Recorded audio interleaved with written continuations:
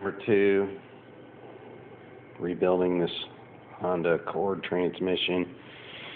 So far, everything over here, and there has not been rebuilt, but I've rebuilt this clutch pack, cleaned up this right here, this housing,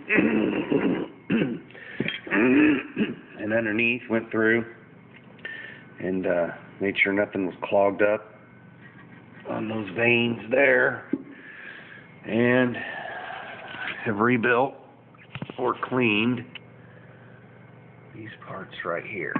So off I go.